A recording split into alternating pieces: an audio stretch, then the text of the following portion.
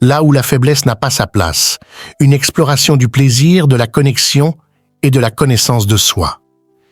Il existe des territoires où la faiblesse ne peut s'ancrer, des espaces intimes où la volonté se forge dans le feu du désir, où la résolution s'aiguise au contact de l'autre et où chaque geste, chaque souffle devient une danse entre puissance et vulnérabilité. La sexualité, loin d'être un simple acte physique, est un art, une quête, un voyage intérieur à travers lequel l'humain apprend à se connaître, à se dépasser et à toucher une forme d'absolu. Cette vidéo n'a pas pour vocation de choquer, mais d'élever. Elle est là pour éclairer, pour nourrir votre curiosité et surtout pour vous pousser à reconsidérer ce que vous pensez savoir du plaisir, du corps féminin, de la communication amoureuse et du lien émotionnel. Si vous êtes prêt à être inspiré, challengé et profondément transformé, alors ce message est pour vous. S'abonner à la chaîne pour plus de contenu et rester jusqu'à la fin de la vidéo pour découvrir l'astuce surprise de la vidéo. Le plaisir féminin, au-delà des clichés. Pendant trop longtemps, la sexualité féminine a été un sujet entouré de tabous, d'idées fausses et de demi-vérités. Il est temps de sortir de l'obscurité et d'entrer dans une ère de compréhension et de respect. Trop souvent encore, les femmes n'atteignent pas l'orgasme lors des rapports. Non pas parce qu'elles sont compliquées, mais parce que la connaissance de leur corps est encore, pour beaucoup, un territoire inexploré par elles-mêmes comme par leurs partenaires. Le plaisir féminin ne se résume pas à une destination. C'est un paysage vaste et subtil, riche de zones sensibles, de nuances et de connexions nerveuses insoupçonnées. Parmi elles, le fameux point G, souvent mentionné, rarement compris. Une des positions les plus propices à sa stimulation est celle de la cuillère. Dans cette posture, l'intimité est renforcée, le contact est profond, et la main est libre pour explorer d'autres zones sensibles, notamment le clitoris, qui demeure l'épicentre du plaisir féminin pour la majorité des femmes. La puissance de la communication intime, il n'y a pas de sexualité épanouie sans communication sincère. Connaître les préférences, les zones érogènes, les désirs et les limites de son ou sa partenaire n'est pas un bonus, c'est une nécessité. Oser parler de ce que l'on aime, de ce que l'on redoute, de ce que l'on rêve, crée une atmosphère de confiance dans laquelle le plaisir peut s'exprimer pleinement. Lorsque deux êtres se rencontrent dans la transparence, les barrières tombent. C'est là que l'alchimie naît. Et cette alchimie n'a pas de règles fixes. Pour certains couples, des jeux verbaux plus bruts, plus provocateurs, stimulent une intensité émotionnelle particulière. Pour d'autres, la douceur, la lenteur, la tendresse constitue la clé d'un plaisir profond et durable. Tout est une question d'accord, de respect mutuel et de consentement clair. La diversité des corps et des envies. Le corps féminin ne suit pas de règles mathématiques. Il n'y a pas de lien systématique entre la taille de la poitrine, des fesses ou des hanches, malgré ce que certains stéréotypes voudraient faire croire. Chaque femme est unique dans sa morphologie, dans sa sensibilité, dans ses préférences. Ce qui compte, ce n'est pas de correspondre à un modèle, mais d'habiter pleinement son corps, de l'aimer et d'en faire un allié. D'ailleurs, les préférences sexuelles varient tout autant que les corps. Certaines femmes peuvent jouir en quelques minutes si les conditions sont réunies. Présence, écoute, attention, stimulation adaptée. D'autres auront besoin de plus de temps, de plus de contexte émotionnel ou d'un rythme différent. Ce n'est ni mieux ni moins bien, c'est simplement différent. La clé, encore une fois, réside dans l'attention que l'on porte à l'autre.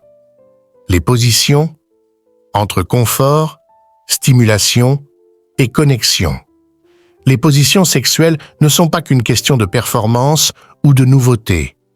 Elles sont un langage corporel à part entière. La levrette, par exemple, est souvent citée pour sa puissance, sa profondeur et la possibilité qu'elle offre à la femme de contrôler l'angle de pénétration. Elle est particulièrement appréciée dans certaines tranches d'âge, mais cela dépend entièrement des préférences de chacun. Le missionnaire, quant à lui, reste la position la plus pratiquée dans le monde, non pas par conformisme, mais parce qu'il permet un contact visuel intense, une proximité affective et une forme d'union complète. Ce n'est pas parce qu'une position est classique qu'elle est ennuyeuse. Tout dépend de l'énergie que l'on y met. Explorer sans juger. Il existe des femmes nées sans vagin, un phénomène rare mais bien réel, qui rappelle à quel point chaque corps est singulier. Il existe des hommes qui éprouvent plus de désir le matin, d'autres le soir.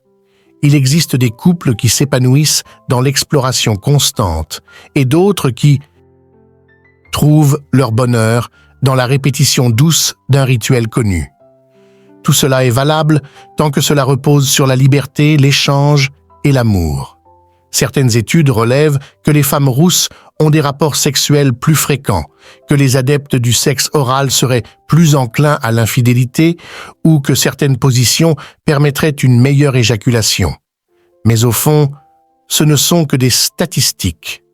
Elles peuvent nourrir la réflexion, mais jamais dicter la vérité de votre relation.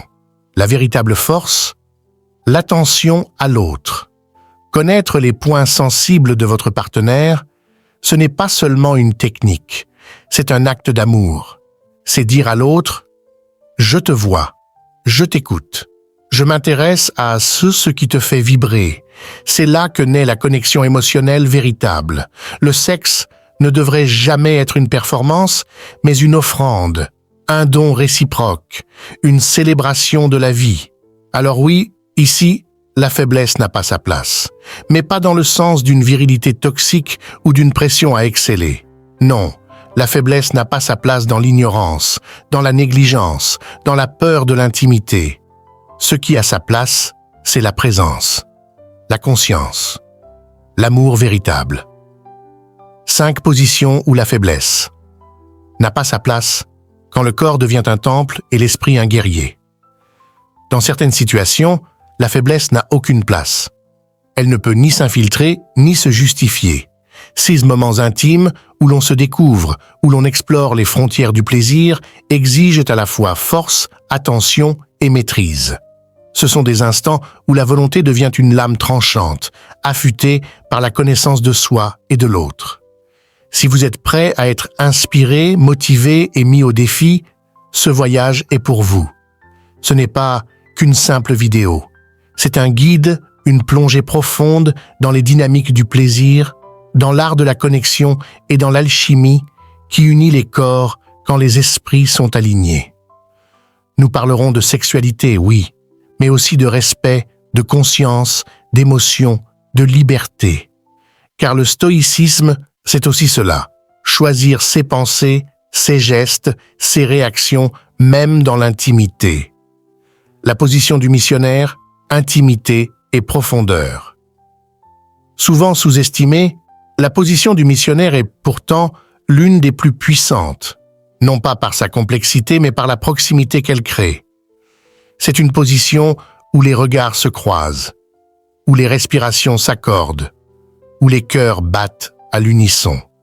Les femmes, dans cette configuration, ressentent le poids et la présence de leur partenaire, créant une sensation enveloppante de sécurité et de connexion. Les experts en sexologie recommandent même une variation en diagonale pour favoriser une stimulation clitoridienne plus intense. Pourquoi ? Parce que dans cette version, le corps du partenaire exerce une pression naturelle au bon endroit, amplifiant les sensations et augmentant les chances d'atteindre l'orgasme. L'alignement parfait quand le clitoris devient roi. Saviez-vous que de nombreuses femmes ont un clitoris positionné plus haut, rendant difficile la stimulation lors de la pénétration classique? Une réponse simple à cela, la technique d'alignement. Dans cette variante du missionnaire, la femme garde les jambes serrées tandis que l'homme les écarte légèrement pour créer un frottement plus concentré, plus direct, plus puissant. Ce mouvement stimule ce que certains appellent le mont de Vénus, cette zone riche en terminaisons nerveuses. Et quand la stimulation est juste, l'orgasme devient inévitable. C'est une symphonie entre rythme, pression et connexion. La cavalière. Quand la femme prend le contrôle. Il y a quelque chose de profondément puissant dans le fait de laisser la femme prendre les rênes. Dans cette position où elle est au-dessus, certains l'appellent la cougoire. Elle dirige le rythme, la profondeur, l'intensité. Elle explore son plaisir comme elle l'entend.